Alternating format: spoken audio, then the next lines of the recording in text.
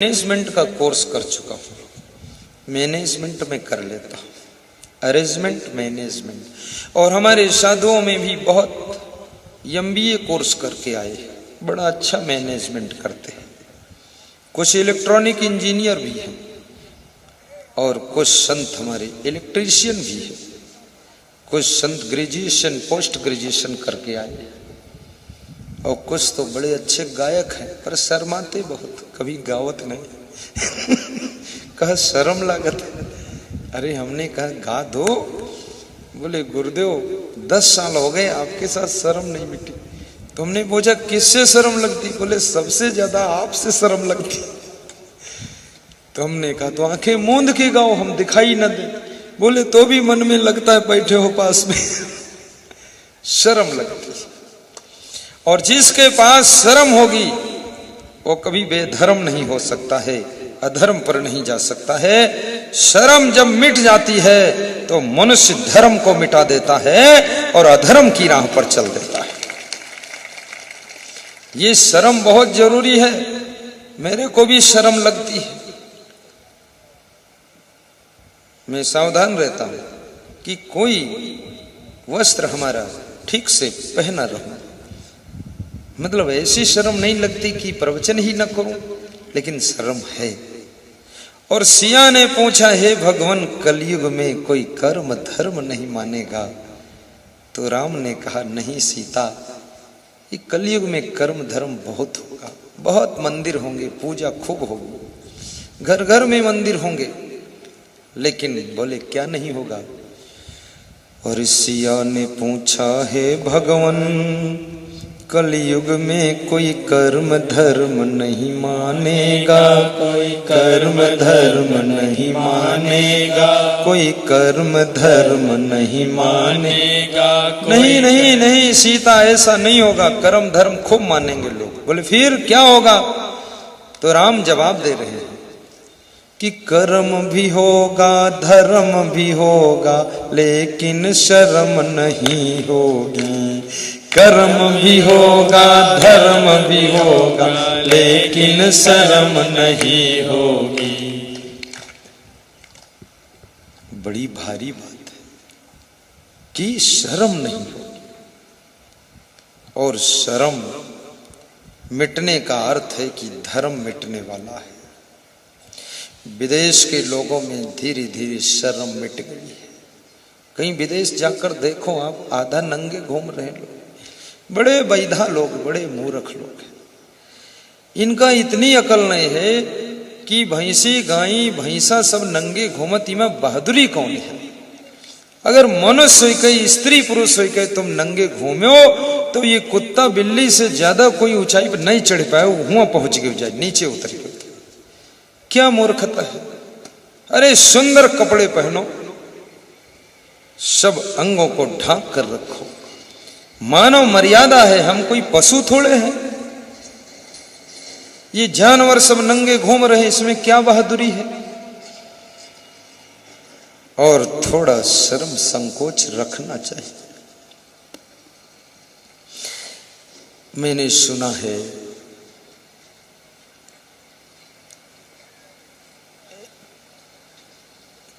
एक राजा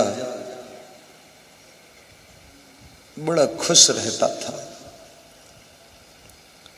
उसके एक ही बेटा था और बेटे की उम्र ज्यों ज्यों बढ़ी तो राजा दुखी रहने लगा। बेटे के क्रियाकलाप, बेटे की आदतें राजा के मन को दुख में डाल देती है। कभी कभी तुम्हारा पुत्र, तुम्हारी पुत्री के कारण तुम दुखी रहने लग जाते हो। जब पुत्र नहीं थे, पुत्री नहीं थे, तब तुम बड़े खुश रहते थे। लेकिन कोई शत्रु की आत्मा पुत्र का रूप लेकर पैदा हो गई, अब बहुत दुखी रहते हो उसके आचरणों से। तो राजा बहुत दुखी रहता था। एक दिन उसने अपने पुत्र को समझाया कि बेटा, लफंगों के साथ मत बैठा करो, शराब न पिया करो, जुआ न खेला करो, ताश न खेला करो, प्यार से समझाया, सिर पे हाथ धर के समझाया। बेटा ने कहा जी पापा जी, और माना फिर नहीं। वैसा ही करता रहा। कुछ लोग झूठे बहुत होते हैं, तुम जो भी कहोगे हाँ हाँ कर देंगे, संकल्प दिलाओगे संकल्प ले लेंगे, और थोड़ी देर बाद फिर वही मॉडल। तो राजा ने देखा कि वो बिगड़ता ही जा रहा, सुधरने का तो नाम ही नहीं। तो राजा को जोश आ गया और एक दिन बुलाया अपने बेटे को, जोर से 2-3 झापड़ मारे, थप्पड़ खींचा। याद रखना, थप्पड़ खींचने का टाइम क्या है, उसी टाइम पर खींचना और फिर मत खींचना। 5 वर्षाणि लाड़ेत 5 वर्षाणि 10 वर्षाणि ताड़ेत प्राप्ते तु खोड से वर्षे पुत्रम मित्रम इवाचरेत। 5 वर्ष तक लाड़ प्यार करो, 15 वर्ष तक टाइट प्रशासन रखो बच्चे पर, और 16 के ऊपर जब उम्र हो जाए तो पुत्र को कभी ताड़ना भी नहीं और लाड़ला भी मत बनाना, फिर उसे मित्र समझ करके सलाह करके काम करना। फिर टाइट करने का काम खत्म हो चुका है। पुत्रम मित्रम युवाचरेत। लाड़ेत बहवो दोषा ताड़ेत बहवो गुणा, तस्मात् पुत्रस्य शिष्यच्च न तू लाड़ेत ताड़ेत।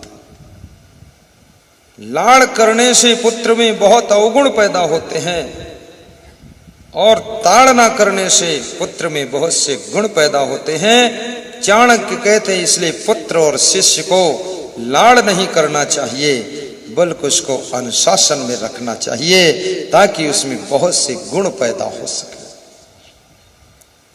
लाड़ प्यार में बालक को बिगाड़िए मत। तो राजा, बड़ी प्यारी कथा है। जब 2-3 थप्पड़ मारा तो बेटा घर से निकला। बाप ने कहा कि भाग जाओ, दिखाई मत देना यहां। जोश में कह दिया। जोश में निकले हुए शब्द सच नहीं होते हैं। क्रोध में बोली गई बात वास्तविक नहीं होती है। गुस्सा में कही हुई बात व्यर्थ होती है। कोई आपको गुस्सा में कुछ बोल दे, उसको गांठ मत बांध लेना। उस आदमी नहीं ने बोला है, उसके क्रोध ने बोला है, उसको क्षमा कर देना। जब क्रोध ठंडा होगा, उसे बड़ी ग्लानि पश्चाताप होगा, उसे माफ कर देना। गुस्सा में बोल गया है, लेकिन कोई कदम तुम मत उठा देना, उसको क्षमा करना। वो लड़का चला गया। 1 घंटे बाद राजा के अंदर मोह आ गया कि मेरा इकलौता बेटा चला गया, आज मैंने मार दिया उसको। मन नहीं माना, मोह खींच लिया। मंत्री से कहा, मंत्री चलो ढूंढे चलकर कहां गया है। इसका नाम मोह और ममता है। ये ममता बड़ी कठिन होती है, ये अंदर से पकड़ती है, जल्दी छोड़ती नहीं। राजा अपने मंत्री के साथ में ढूंढने के लिए निकला। ढूंढते ढूंढते देखा क्या शाम को बालक अपने साथियों के साथ बैठा हुआ वेश्यालय में शराब पी रहा है। राजा के आंखों में आंसू आ गई कि पूरा बर्बाद हो गया है, अब क्या किया जाए। अपने पिता को उस बालक ने देख लिया दूर से, अरे पिताजी आ गए। तो उस बालक ने एक तिनका उठाया। तिनका समझते हो, खरपतवार का तिनका, उसको उठाया और अपनी दोनों आंखों के सामने कर लिया कि कहां भागूं, कहां छिपूं, कहां जाऊं। तो ये तिनका आड़ कर देता हूं ताकि पिताजी देख ना पाए। तिनका आड़ किया, पिता की आंखें सजल हो गई, आंसू भर गए, गला भर गया, और मंत्री की पीठ पर हाथ रखा, कहा मंत्री वापस लौटो। बेटे को गलती करते हुए रंगे हाथ पकड़ना अच्छा नहीं। अभी बेटे के अंदर कुछ सुधरने की उम्मीद है, क्योंकि तिनके भर की शर्म बची है, इसलिए बेटा सुधर सकता है। यदि रंगे हाथ पकड़ लोगे तो बिल्कुल बेशर्म हो जाएगा, फिर नहीं सुधरेगा। इस कहानी से सीखना, अपने बेटे की शर्म को मिटाने की कोशिश न करना, बहुत रंगे हाथ पकड़ने की कोशिश न करना, सुधारने के और आइटम अपना लेना। धन्य हो, धन्य हो, महान हो। बड़ी विचित्र घटना हुई। राजा दुखी होकर वापस लौट आया। दासी ने देखा राजा का मन बहुत दुखी रहता है। पूछा, राजा साहब क्या बात है? कभी कभी आपका नौकर भी आपके दुख को दूर करने का उपाय बता सकता है। कभी कभी आपकी वाइफ आपके दुख को दूर करने का मंत्र दे सकती है। कभी कभी आपके दुखों को दूर करने का फार्मूला सत्संग से मिल सकता है। और कभी कभी आपके दुख दूर करने का उपाय आपके दोस्तों से भी निकल सकता है। और कभी कभी आपकी दुख दूर करने का उपाय आपके रिश्तेदार भी निकाल सकते हैं। ये कहां से फार्मूले मिल जाए क्या पता, कहां से चाबी मिल जाए। दासी ने कहा, क्या दुख है? बोले, बेटा बिगड़ गया, यही दुख है। अच्छा, ये दुख? मेरा भाई भी बिगड़ गया था, तो मैंने अपने भाई को सत्संग से जोड़ दिया तो वो सुधर गया है। बिगड़े से बिगड़े आदमी को सुधारने वाला सत्संग है।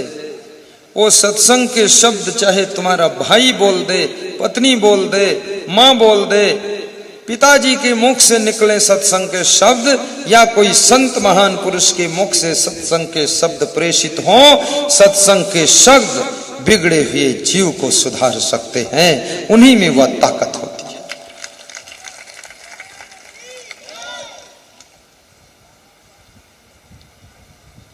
राजा ने कहा कि मैं अपने बेटे के सत्संग के लिए संत को यहीं बुला लेता हूं।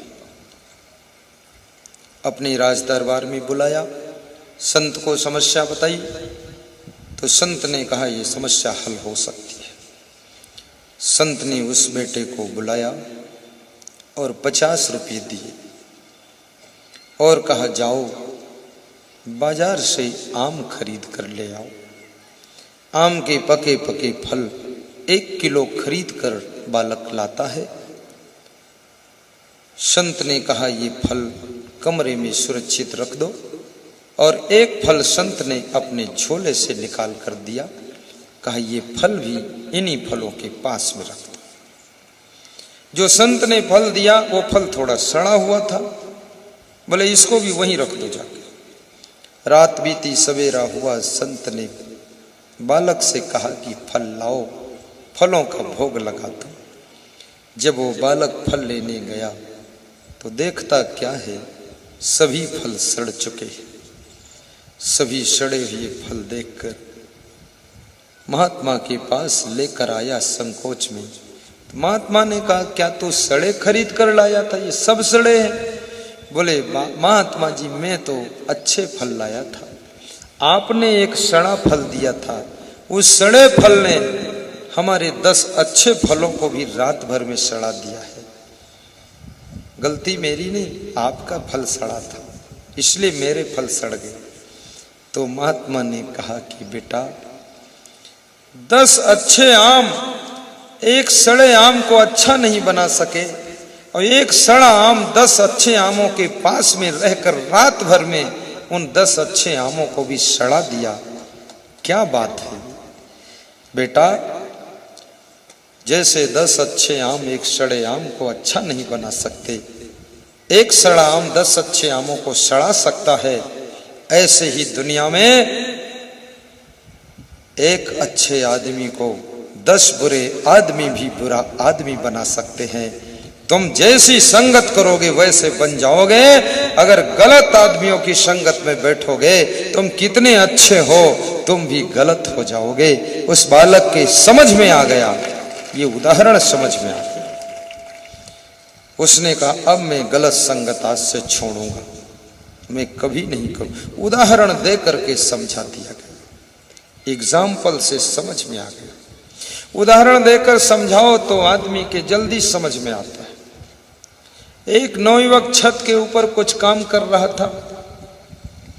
जेठ की गर्मी थी, धूप का महीना, पसीना पसीना हो गया। उसका बाप नीचे खड़ा था। नवयुवक 40 साल की उम्र, छत के ऊपर कुछ सुधार रहा था। तो बाप ने कहा बेटे नीचे उतरो, तुम मेरे बेटे हो, मुझे दुख हो रहा कि इतनी गर्मी में जेठ में तुम तपते हुए अंगारों के बीच में ऊपर खड़े हो, उतरो नीचे। अरे उसने कहा पिताजी परेशान मत होइए, 10 मिनट का और कार्य है, करके उतरता हूं। नहीं नहीं नीचे उतरो तुम। तो उसने कहा नहीं उतरूंगा पिताजी, पूरा फाइनल कर देता हूं। बाप को बड़ा दुख हुआ कि मेरा बेटा सूरज की धूप में तप रहा है। बेटा कितनी ही उम्र का हो जाए लेकिन माँ बाप के दिल की दर्द उसके प्रति कम नहीं होती है। इसलिए बेटों को सदैव माँ बाप को देखना चाहिए।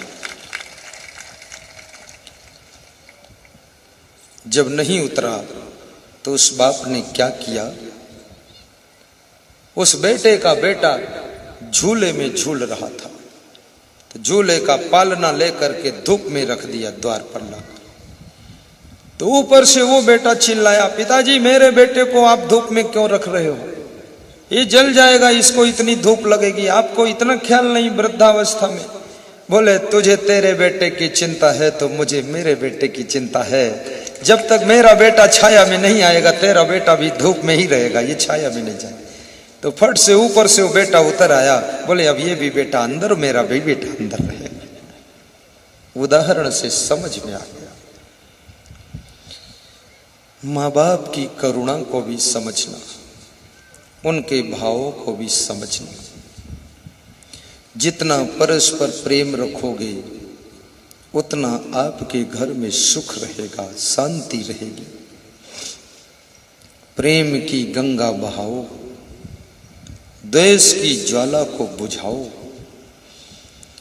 मृदुबाणी सुंदर स्वभाव सभी सुखों की खान है।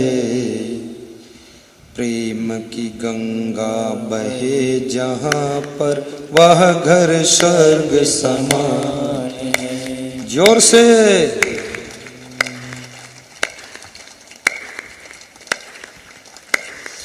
मृदुबाणी सुंदर स्वभाव सभी सुखों की खान है। प्रेम की गंगा बहे जहाँ पर वह घर स्वर्ग समान है। प्रेम की गंगा बहे जहाँ पर वह घर स्वर्ग समान है। प्रेम की गंगा बहे जहाँ पर, प्रेम की गंगा बहे जहाँ पर वह घर स्वर्ग समान है। वह घर स्वर्ग समान है। वह घर स्वर्ग समान है। वह घर स्वर्ग समान है। वह घर स्वर्ग समान है। मृदुबाणी सुंदर स्वभाव, मृदुबाणी सुंदर स्वभाव सभी सुखों की खान है। प्रेम की गंगा बहे जहाँ, जोर से गाइए, अगर स्वर्ग समान है। प्रेम की गंगा बहे जहाँ पर वह घर स्वर्ग समान है। वह घर स्वर्ग समान है। वह घर स्वर्ग समान है। खिले फूल खुशियों के जहाँ पर, खिले फूल खुशियों के जहाँ पर ओठों पे मुस्कान है।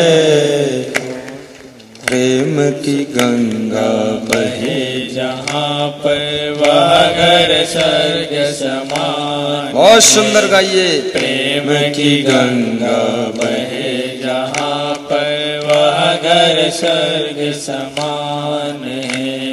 प्रेम की गंगा बहे जहाँ पर वह घर स्वर्ग समान है। प्रेम की गंगा बहे जहाँ पर वह घर स्वर्ग समान है। वह घर स्वर्ग समान है। वह घर स्वर्ग समान है। प्रेम बहुत बड़ी चीज है। जिस व्यक्ति को प्रेम नहीं मिलता है उसका मन निराश हो जाता है। प्रेम का भूखा ये जीव प्रेम ही से खुश होता है। आपकी बूढ़े माता पिता भी आपका प्रेम चाहते हैं। उनको वृद्धाश्रम में यदि आप छोड़ते हो ना, रोटी तो मिल जाती है लेकिन वहां बेटे बहू का प्रेम नहीं मिलता है। पोता और पोती की किलकारियां देखने को नहीं मिलती है। वृद्ध माता पिता का मन दुखी हो जाता है। किसी नवयुवक ने विवाह किया, नई नवेली उसकी पत्नी आई, मॉडर्न फैशन की पत्नी थी, कभी हाथ से कटोरी नहीं उठाती थी। ऐसा लगती थी प्लास्टिक की औरत है। वो कपड़े की दुकान पर प्लास्टिक की औरतें खड़ी रहती ना, जिसको ज्यादा सुंदर स्त्री चाहिए तो प्लास्टिक की स्त्री ले आओ, अपने घर में खड़ी कर लो, देख लिया करो, बता दिया को, उसका नाम भी रख दो राधा देवी। सुंदरता, वाह सुंदरता, आंतरिक सुंदरता होनी चाहिए। तो उस लेटेस्ट फैशनेबल लेडीज ने अपने पति से कहा कि देखो सब तो ठीक है पर ये बूढ़े माँ बाप की सेवा हमसे तो हो नहीं सकती। इनकी जूठी थाली मांजना हमारे लिए तो बड़ा घृणा लगती मुझको। अपने सास ससुर की थाली मांजने में घृणा, कितना नीचे गिर गया इंसान। गाय भैंस की भी नांद साफ की जाती है, गाय भैंस का गोबर भी उठाया जाता है, झाड़ू भी लगाया जाता है, और अपने माँ बाप सास ससुर की थाली साफ करने में जिसको संकोच लगने लग जाए तो समझ लेना उसकी जिंदगी में साक्षात कलयुग का प्रभाव आ गया। हंस करके मांजो थाली।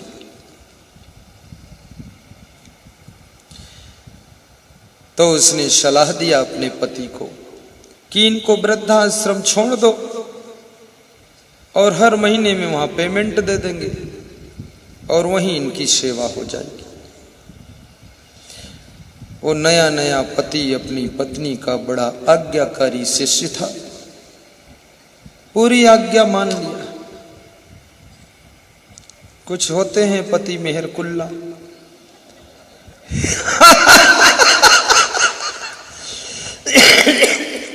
उचित बात मानना चाहिए, सम्मान करना चाहिए। वाइफ तुम्हारी लाइफ है। इंग्लिश में वाइफ कहते हैं और पति को इंग्लिश में हस्बैंड कहते हैं।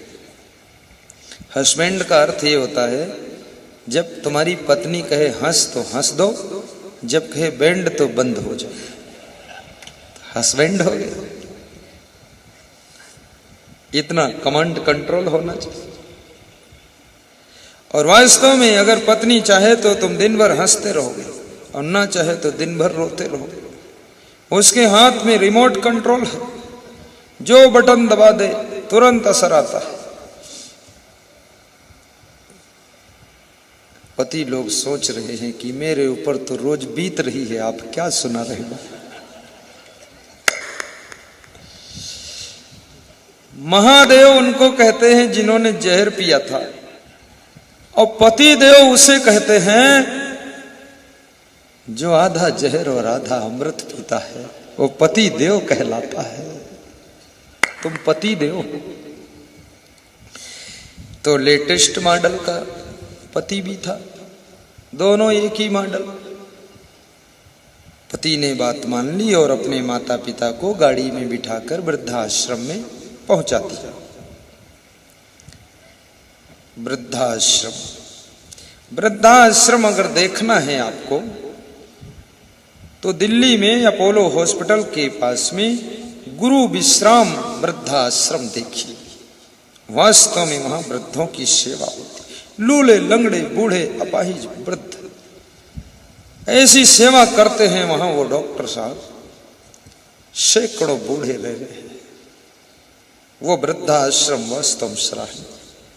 बाकी सभी वृद्धाश्रम अच्छे हैं, पर वृद्धाश्रम की जरूरत नहीं है यदि लोग अपने अपने माँ बाप की सेवा कर ले। तो